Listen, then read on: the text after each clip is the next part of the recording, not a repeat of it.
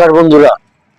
প্রযুক্তি বলুন আর শুধু কৃষি বলুন বা শিল্প বলুন, সেটা প্রয়োজন অনুযায়ী যখন যেরকম দেশের অবস্থা তৈরি হবে সেই অনুযায়ী আমাদেরকেও কিন্তু নীতিতে বদল আনতে হবে। কারণ একটা কি, দীর্ঘমেয়াদে একই নীতি সব জায়গায় সব সময় বা সব দেশে কার্যকর হয় না।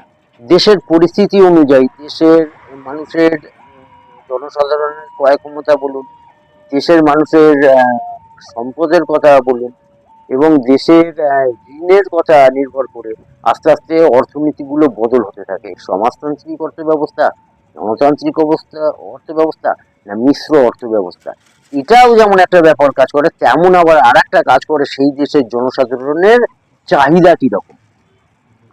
আমাদের ভারতবর্ষে সাধারণত আগে ছিল নিম্নমানের অর্থনীতি, মানে অর্থনীতিতে খুব কমজোর, দুর্বল, মানে এবং সেটা অনুন্নত দেশ বা গরিব দেশ বলেছিল। আস্তে আস্তে উন্নতি হবার পরে হলো কি, সেটাতে গরিব দেশ থেকে হলো অর্ধ উন্নত দেশ, অর্ধ উন্নত থেকে উন্নতশীল, এখনো সেই পর্যায়েই আছে। তারপরে এর পরের স্টেজ বলতে গেলে উন্নত, উন্নত অর্থনীতি, উন্নত দেশ।